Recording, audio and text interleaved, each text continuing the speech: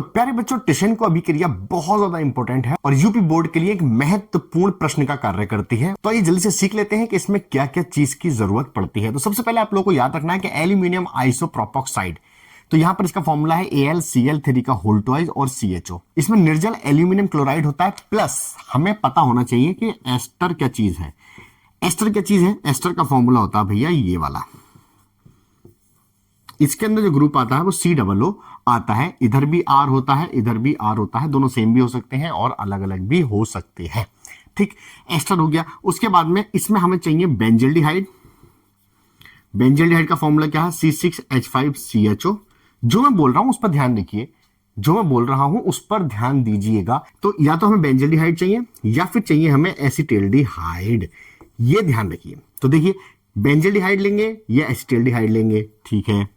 किसकी उपस्थिति में क्रिया कराएंगे? इन दोनों की उपस्थिति में क्रिया कराएंगे। तो क्या प्राप्त होगा? एस्टर प्राप्त होगा। यही इसकी बनाने की विधि है, बस सिंपल इतना सा है। तो मैं आप लोगों को एक बार डेफिनेशन बता देता हूं, आप लोग नोट कर लीजिए बस उसको। क्या करना है देखिए, सबसे पहले हेडिंग डालिए टिशन को अभिक्रिया।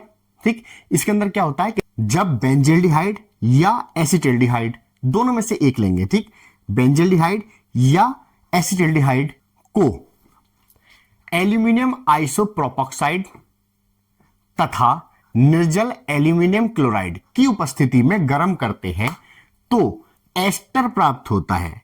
इस पूरी अभिक्रिया को टिशन को अभिक्रिया कहते हैं। सिंपल सी डेफिनेशन है। अब मैं इन सब चीजों को रफ कर देता हूं, फिर आपको बताता हूं किस तरीके से ये बनेगी। तो सबसे पहले हम लोग पहली वाली देखते हैं। तो एसिटाल्डिहाइड का फॉर्मूला CH3CHO, इस तरीके से।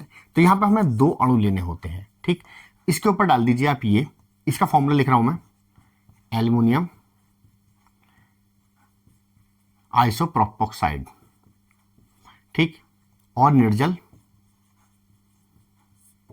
AlCl3 डालने के बाद में अब देखिए काम कैसे करेगा। तो मैं इसको यहां लिख लूं थोड़ी देर के लिए, CH3।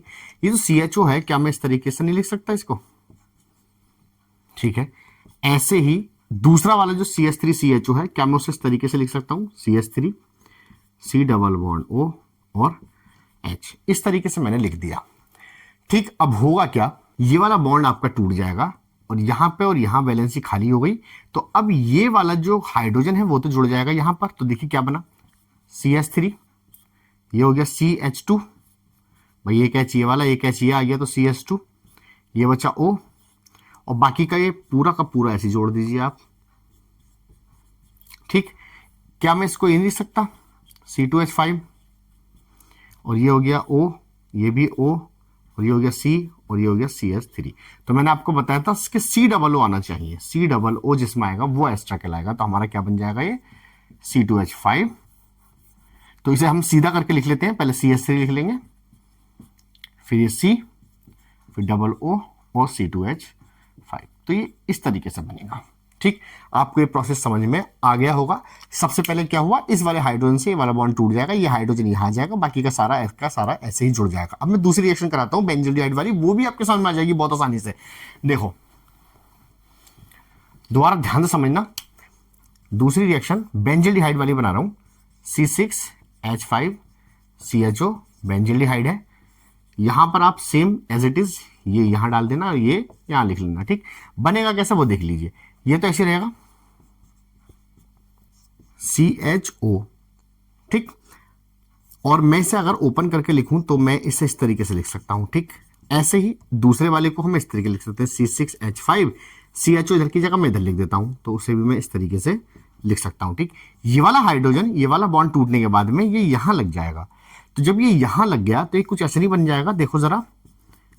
तो ये एक H और एक H, CH2 नहीं हो गया? बोलो भाई, CH2 हो गया कि नहीं हो गया? हो गया। अब ये ऑक्सीजन बचा, ये ऑक्सीजन बचा।